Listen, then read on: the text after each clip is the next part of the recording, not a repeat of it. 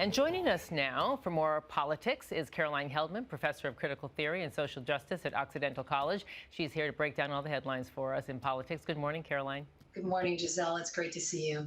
Great to see you, too. Let's start with January 6th. New documentary footage of the Trump family the year leading up to January 6th has been turned over to this committee, promising even greater revelations now about the president and his inner circle.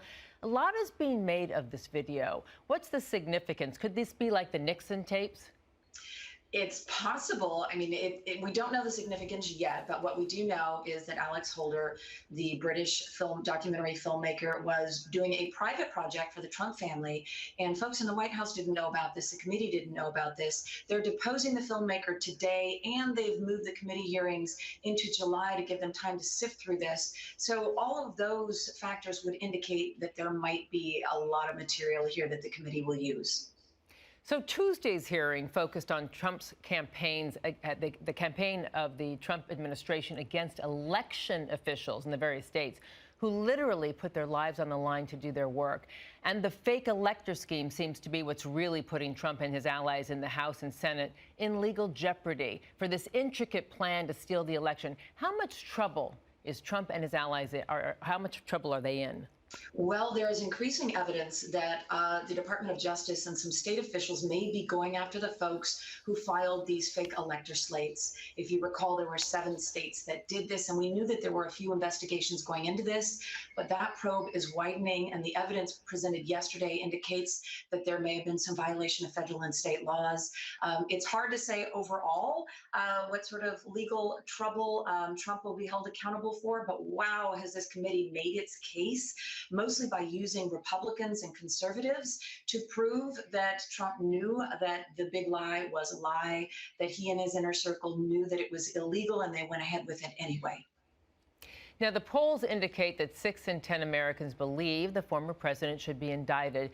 But Trump's core base is not watching and believe this is a witch hunt.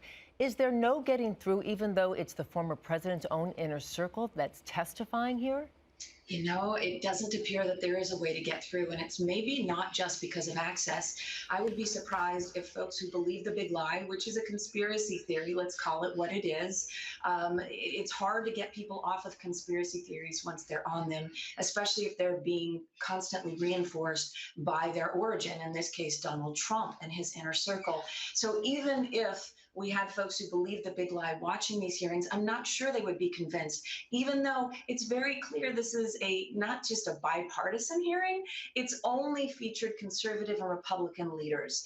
The committee has done this on purpose, and it doesn't seem to be piercing the folks who need this message the most in terms of facts and data about what happened leading up to January 6th.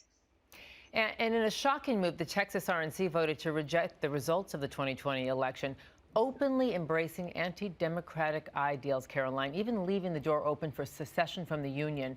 And no one in the Republican Party establishment is condemning these actions. So we continue to be shocked. But is this just a blatant move away from democracy and a part of their official platform now? It absolutely is. And political scientists and historians have been wringing their hands and pulling out their hair over what has happened in the past almost a decade in the United States, and the polarization and the move away from democratic ideals, and to have a state party platform actually endorse this and not have it be roundly condemned is troubling. And this is the anti-democratic move. This is going to sound partisan, but it's happening according to data in one party, right? We have a majority of Republicans who believe the big lie, which is an anti-democratic lie, which challenges our ability to have free and fair elections. Also in that party, we have a majority of folks who believe the white replacement theory, which was a fringe theory that, you know, protesters with tiki torches and khaki pants were using, you know, just 5 years ago in Charlottesville in that murderous white supremacist march there. And these ideas have gone mainstream, and they pose a fundamental threat to the democratic way of life in the United States. And we have just 30 seconds left, Caroline, but how does this bode for the 2024 election? Well, at this point in time, the economy is trumping everything else. It'll be interesting to see whether or not Trump and his allies are held accountable. I think that there will be some folks who are held accountable on criminal charges as we see the subpoena and the probe widening. Whether or not Donald Trump will be held accountable, we know he had intent. Let's see what the Department of Justice does in this case. They'll be the focus today in today's hearings. Thank you so much, Caroline. As always, Caroline Heldman, professor of critical theory and social justice at Occidental College. We thank you always on Thursdays for being with us.